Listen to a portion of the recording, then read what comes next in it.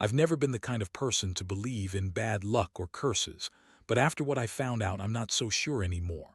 Honestly, I still feel like I'm walking around with a cloud over my head.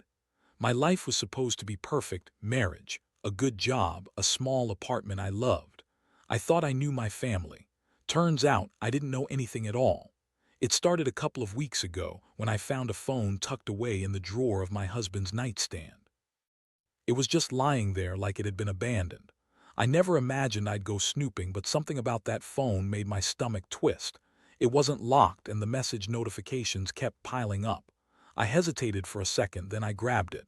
My palms were sweaty and my heartbeat hammered in my ears. Most of the messages were innocent, flirty exchanges with his sister, a few work emails. But then I saw a name: James.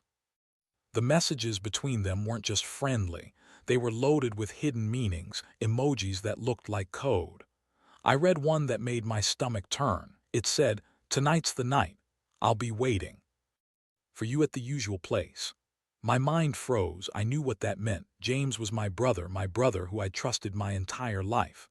I felt the heat rise in my cheeks and my fingers clenched the phone so tightly it almost slipped. I didn't want to believe it, but the words on that screen, they told a different story.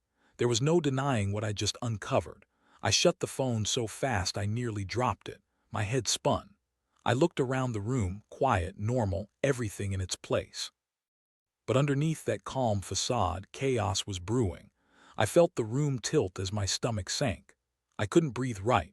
My hands trembled as I clutched the phone closed, trying to process what I had just seen. I knew I had to find out more. I needed proof.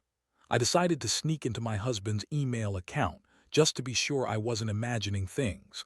I sat on the edge of the bed, eyes darting over the screen as the password entered with trembling fingers. When the inbox opened, I saw several messages from James, all discussing plans, locations, secret rendezvous. My heart pounded so loud I was sure they could hear it. My stomach clenched tight like I'd swallowed a handful of rocks. Every glance at those emails felt like a punch to the gut.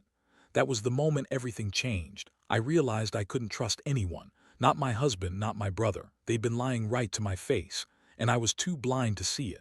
What hit me hardest was the comfort I'd felt, the feeling that my family was safe. It was all a lie. The home I thought was my sanctuary, a prison now. My mind raced. How long had this been going on? How many nights had I slept beside them, oblivious? The betrayal was so deep I could taste it. I thought about confronting him right then and there, but I knew I needed a plan. If I did it impulsively, I'd only make things worse. I needed to be cunning. I needed to know exactly what I was dealing with. So I took the phone, deleted the messages I'd seen, and made sure there was no trace I'd been snooping. I couldn't risk him catching me. That night I lay awake in bed, the silence deafening. My mind kept replaying those messages. Every word felt like a dagger. I felt a fiery rage building inside me, boiling beneath the surface. I had trusted them both, my husband, my brother, and they had played me for a fool.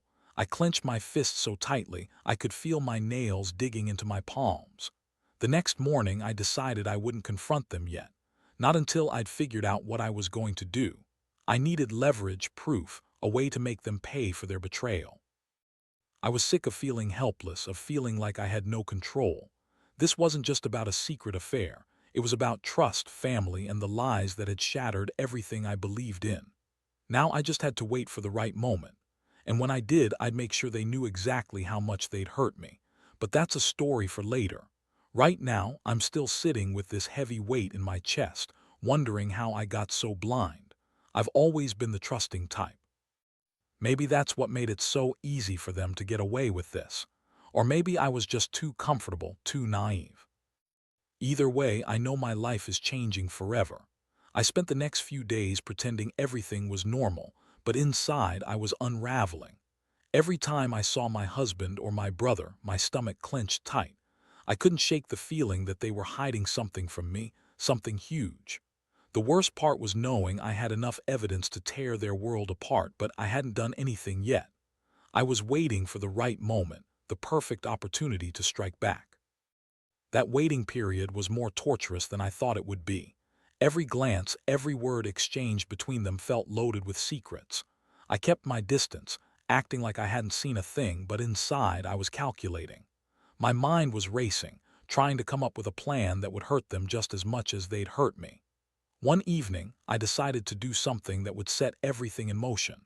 I knew I needed dirt on my brother too, something that would give me leverage, proof I could use. So I started digging through his social media, old messages, photos. Nothing too incriminating showed up, but I did find something that made my blood run cold. Hidden in a folder on his cloud storage was a copy of the same messages he'd exchanged with my husband. I didn't open them right away. I wanted to save that for the moment I was ready. Meanwhile, I kept a close eye on my husband. I noticed little things, his nervous glances, the way he quickly closed his laptop whenever I walked into the room. It all added up, and I knew I was getting close to the moment when I'd confront them. But I wasn't just gonna blow up and scream. No, I wanted a clean, calculated revenge. I didn't want to just expose them. I wanted to make sure they understood exactly what they'd done, how badly they'd betrayed me. Then one night I found another piece of evidence that made everything crystal clear. In the trash, I noticed a receipt from a nearby hotel. It was for a room booked in my brother's name, paid with cash. The date, the night before my wedding. My heart dropped. That was the night they'd spent together, my brother and my husband, hiding away like they'd been doing nothing wrong.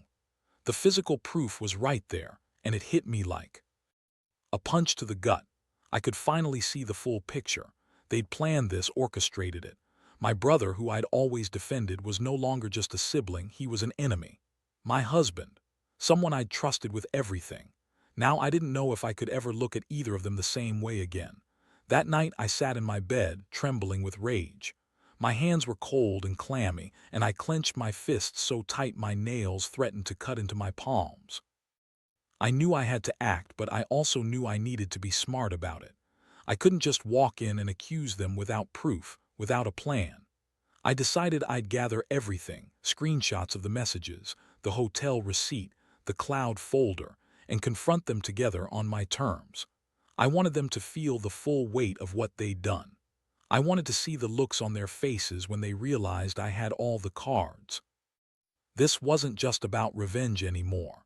It was about reclaiming my dignity and making damn sure they understood that betrayal comes with consequences. But before I could do that, I needed to be sure I had everything. I spent hours tonight copying the messages, downloading the hotel receipt, and making backup copies of the secret files I'd found. I needed irrefutable evidence. Once I had that, I was going to call them both into the living room, probably in the middle of the afternoon when they'd be least prepared, and lay it all out. The thought of doing this made my stomach twist in knots. I could feel the adrenaline surging through my veins, every nerve ending alive. My heart thumped loudly in my ears. I was about to turn their lies into a living nightmare for them. They thought they'd gotten away with it, but I was about to make sure they paid in a way they'd never forget. Tomorrow I'll finally face them, and when I do I'll be ready, because trust, that's gone. Now it's just me standing tall, clutching the truth, and ready to make them regret crossing me. No more hiding, no more secrets. They're about to see what happens when you mess with someone who's had enough. The next day I woke up feeling like I'd swallowed a rock. My stomach was in knots, and my hands kept trembling as I went over my plan in my head. I had all the evidence packed away, screenshots, the hotel receipt, the secret files from my brother's cloud. It was all irrefutable now. I'd made copies, double-checked everything. I wasn't going to let them wiggle out of this. I decided to do it in the afternoon when they'd be least suspicious, around 3 p.m. when my husband was usually glued to his laptop and my brother was supposed to be working in the garage. I kept my voice steady as I called them both into the living room. I wanted them to know this wasn't some petty fight, it was the end of everything. When they sat down, I didn't waste time. I pulled out my phone, the evidence I'd carefully collected, and laid it on the coffee table. Their eyes widened and I saw the flicker of panic in their faces. Good, that was the reaction I wanted. I found this, I said, voice cold but steady. I pushed the phone forward. Care to explain what this is? My husband's face turned pale and he tried to reach for the phone, but I pulled it back. Don't, I said sharply. This is proof of what I've known for days now. You and my brother, I know everything." My brother looked uncomfortable, shifting in his seat. "Look, I was just what?" I snapped, voice rising. "Planning secret meetings, spending the night at a hotel your sister trusted you to be there for her. How could you both do this to me?" They were silent for a moment, then my husband finally broke. "It was a mistake," he muttered. "It didn't mean anything. We were drunk. It was a one-time thing." I laughed bitterly. "A one-time thing? You think I'm stupid? The hotel receipt says otherwise. The messages between you and James, that's not just drunk talk." My fists clenched so tightly my nails dug into my palms. "You lied to my face for months. All those nights I thought you were working late, you were with him, with my brother." My brother looked away, but I saw the guilt all over his face. "I never wanted to hurt you," he said quietly. "You never wanted to? Well, congratulations. You did a damn good job." The heat in my voice made my throat tight. "You both played me like a fool. You think you can just buy your way out of this with pathetic excuses." They looked at each other, helpless. The room felt heavy with the weight of betrayal. I felt my pulse pounding in my ears. All that rage I'd been holding inside, now it was spilling over. "You know what?" I said, voice trembling with a mix of fury and heartbreak. "I don't want to see either of you ever again. You've broken my trust, and I don't see any way back from this. I want you out of my life permanently." They stared at me, stunned. My husband finally found his voice. "Please don't do this. We can fix it. Just give us a chance." I shook my head, feeling a kind of cold resolve. "No, you had your chance and you threw it away. I want you both gone by tonight. And I swear if I ever see either of you near me again, I'll make sure you regret it." I stood up, grabbing my purse. "Here are the keys to the house. You can take whatever you want, but I want you out of here before sunset. If you try to contact me after this, I'll block every single way you try. Don't come back, don't call, don't even think about trying to explain your way out of this, because I've heard enough." They looked at me, stunned, silent. My stomach was tight, but I felt a strange sense of relief, too. I'd finally taken control. This wasn't just about revenge anymore. It was about reclaiming my life, my sanity. I knew I'd be better off without them. I felt my hands shake as I handed over the keys, then turned to leave the room. Before I walked out, I looked back at them, my voice cold and steady. "Goodbye, and don't bother trying to contact me. I want nothing to do with either of you anymore." Walking out that door, I felt a strange mix of emptiness and empowerment. The betrayal had cut deep, but I finally had control again. I could breathe easier now, knowing that I'd done everything I could. For the first time in days, I felt some weight lift off my shoulders. I was free. Later that evening, I sat alone in my apartment, staring at the door I just closed behind them. My hands rested in my lap, and I could feel the ache in my chest easing just a little. I wasn't sure what came next, maybe healing, maybe rebuilding. But I knew one thing for sure: I'd never let anyone betray me like that again. Trust is fragile, and now I know the hard way how easily it can shatter. The only person I can truly rely on is myself. That's the lesson I'll carry forward. The silence in my apartment was deafening after they left. I expected relief, maybe even a flicker of hope, but mostly I just felt numb. The house, which once seemed warm and inviting, now felt cold and hollow. Every corner echoed with memories of the life I thought I knew. I sat down on the couch, clutching my phone, unsure whether to call someone, scream into the void, or just sit there and cry. I thought about reaching out to my friends, but what's the point? Who would believe me? The betrayal was so deep, so calculated, that even my closest friends might doubt the chaos swirling inside my head. I felt like I'd been punched in the stomach. My chest was tight and my palms still sweat despite the cold, quiet room. As I stared at the ceiling, I kept replaying the scene earlier, my voice, their reactions, the look in their eyes. I'd never seen my husband look so helpless. It made me feel a strange mixture of satisfaction and disgust. I wasn't proud of how I'd torn everything apart, no, that was just anger talking. But I knew I'd done what I had to do. No more lies, no more secrets. I reached into my purse and pulled out the keys I'd handed over. Sitting back, I looked at them for a moment before tossing them onto the table. I didn't even want to keep them. That house, that life was a lie. I had no desire to go back. I'd start fresh somehow, somewhere else. I wasn't sure what that meant yet. Maybe therapy, maybe just time. But I knew I needed space to breathe, to process. A part of me was wondering if this was the end or just the beginning of something worse. The betrayal cut so deep that I felt like I was walking around with a scar no one could. See, I'd trusted them and they'd thrown it all away in one reckless, selfish act. I kept thinking about the messages, the hotel receipt, the secret files. It was so much more than I'd initially thought. It wasn't just an affair. It was a carefully planned betrayal, a betrayal of everything I believed in. I finally decided I should do something productive. I pulled out a notebook and started writing down everything I knew, dates, times, details. I wanted a record of this mess, a way to remind myself I wasn't losing my mind. As I scribbled, I felt a faint sense of control creeping back. If I could document everything, maybe I could hold onto some semblance of clarity. That's when I realized I needed closure, but not in the way most people do. I needed to cut the cord completely. I couldn't keep letting them haunt my mind, my heart. I had to make a clean break. So I drafted a letter, short, cold, and to the point. I didn't send it yet, but I knew I would. It was a way to say everything I'd been holding back, to let them know I was done, finished. As I read it over, I saw the fire in my own words. I was angry, yes. Hurt, definitely, but I was also determined. They might have taken my trust, but they wouldn't take my dignity, not without a fight. I had to rebuild my life, my self-esteem, my sense of worth. This mess was the wreckage, and I was going to clear it out piece by piece. Just as I was about to close the notebook, my phone buzzed. I hesitated before checking. Another message from someone I didn't want to hear from. I looked at it, then threw my head back and let out a long breath. It was from my brother. "Are you sure about this? You're making a mistake," it read. My stomach twisted again, but I didn't bother replying. Instead, I just turned off the phone. I'd already made my decision. I wasn't going to let them guilt me into doubting myself. I'd spent enough time doubting everything, including my own instincts.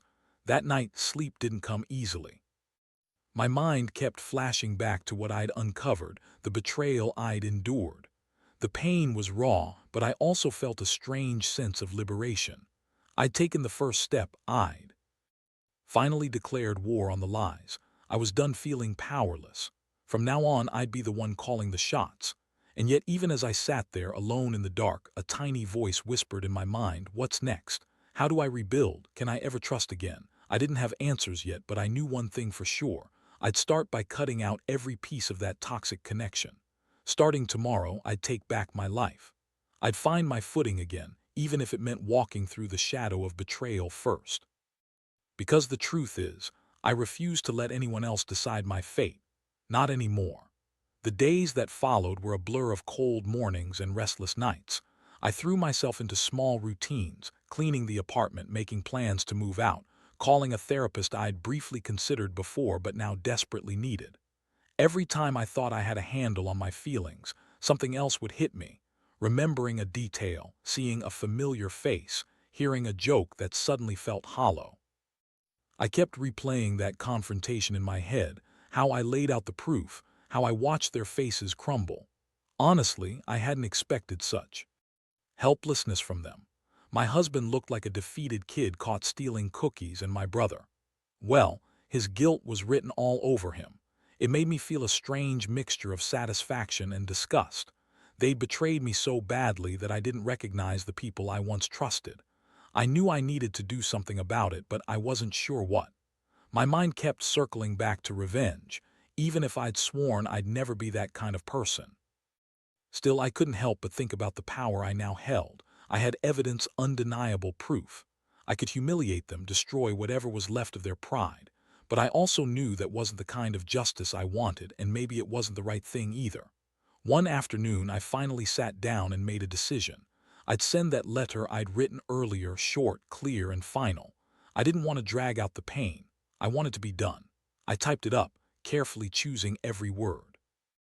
I told them I never wanted to see their faces again, that I was starting over, and that I didn't want to be associated with people who could do something so cruel. I made sure to include that I'd taken legal steps to protect myself from any further contact or harassment. I paused before hitting send. My finger hovered over the keyboard for a moment. It was a big step, closing the door completely, but I knew I had to. I couldn't let their betrayal define me anymore. This was how I reclaimed my power, how I took control of my life. Finally, I clicked send, and a small wave of relief washed over me. It felt like I was finally severing the last ties. They tried to hold me hostage with their secrets, but I was cutting through that. I stayed on the couch, staring at the screen, feeling the exhaustion seep into my bones. I'd done what I needed to do. Now I would just wait.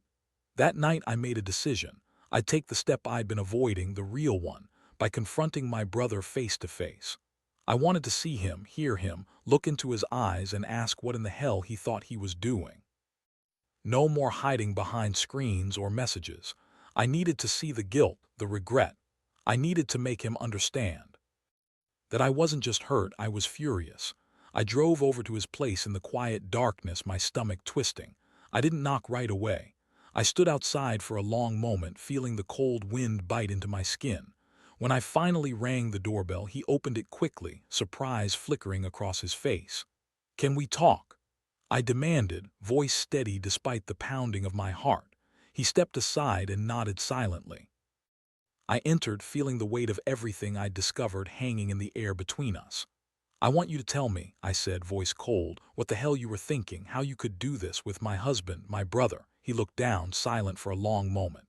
"I didn't mean for it to happen, it just happened. I was stupid. I thought it was just a fling, a fling." I cut him off sharply. "You spent the night with him. You knew what it was and you still went along with it. How could you be so damn selfish?" He looked up, eyes full of shame. "I didn't want to hurt you, I swear. It was a mistake, a terrible mistake." I felt my hands shake, but I kept my voice steady. "You've already hurt me enough. I don't want to hear your excuses. You're my brother. How could you betray me like that?" He stepped closer, desperate. "I'm sorry, truly. I never wanted to lose you. I don't know what I was thinking." I took a deep breath, feeling the ache in my chest. "You should have thought about that before betraying family. I used to trust you, used to think we were close. Now I see you for what you really are, a lying, selfish bastard." His shoulders sagged and he looked defeated. "I'll leave, just give me a chance to make it right." I shook my head slowly, feeling a cold resolve settle in. "There's no making this right, you're done. I want nothing to do with you anymore. Don't come near me again." I turned to leave, heart pounding in my chest. I knew this was the final blow, a decisive end to the closest relationship I'd ever had. I looked back once, anger and heartbreak battling in my mind. Then I walked out into the night, leaving him standing there empty and broken. As I drove home, I realized how much I'd been holding in. The pain, the betrayal, the humiliation, all of it spilling over now. But strangely, I also felt a flicker of relief. I'd finally faced the truth and I'd taken control. That's what mattered most. I was done hiding. I was done pretending everything was okay. Tonight I'd sleep better knowing I'd taken the final step. No more secrets, no more lies. Just me, finally free from their toxic web. And honestly, that felt better than anything I'd experienced in a long, long time. The days that followed that confrontation were a strange mix of relief and emptiness. I had finally cut ties with the people who had shattered my trust, and honestly, it felt like a weight had been lifted. But underneath, I was still carrying the scars, small, raw reminders of how deeply I'd been betrayed. Every time I looked around my apartment, I saw the shadows of their lies lurking in every corner. It took everything in me not to fall into despair, but I forced myself to keep moving forward. I started spending more time outside, taking long walks in the park, breathing in the cool air. I needed that clarity, that space to process what I'd been through. Every step I took felt like reclaiming a little piece of myself I'd lost along the way. I also made a point of reaching out to a counselor, someone I could trust, who could help me piece back what's been broken. One day, I sat down at my kitchen table, staring at the keys I'd tucked away in a drawer. The house I'd once called home seemed like a foreign place now. I picked up the keys, feeling the weight of them in my hand, then slowly dropped them into an envelope I had prepared. I wrote "for sale" on the front. It was time to move on, time to start fresh somewhere new, somewhere that wasn't tainted by lies and betrayal. I drove to the real estate office and handed over the paperwork. Watching the "for sale" sign go up in front of what used to be my sanctuary, the place I thought was safe, felt like closing a chapter I desperately wanted to leave behind. I realized I'd been holding on to that house, that life out of habit. Now I was finally letting go. That evening I sat on my balcony, looking out at the city lights flickering below, feeling a strange sense of peace. I'd done what I needed to do. I'd faced the darkness, spoken the truth, and made the decision to move forward. I finally understood that trust isn't something you give lightly anymore. It's something earned, and I was done giving it away freely to people who didn't deserve it. Reflecting on everything, I realized I'd learned some hard lessons, lessons I'd never forget. Trust is fragile and betrayal cuts deep. But I also learned that reclaiming your power, even after the biggest heartbreak, is possible. It's not about revenge or punishment. It's about protecting yourself, valuing your own worth, and knowing when to walk away. I think the biggest thing I want everyone reading this to understand is that sometimes the only way to heal is to cut out the poison. Not everyone deserves a second chance, and some betrayals are so severe that they leave scars you'll carry forever. Trust yourself enough to walk away when your boundaries have been crossed. Own your story, learn from it, and never let anyone make you feel small or unworthy again. So I took the keys, the messages, the memories, and I handed them over to the universe, letting go of the past to make room for a better future. And honestly, it's the best decision I've ever made. I'm not perfect and I still feel pain sometimes, but I know I'm stronger than I was.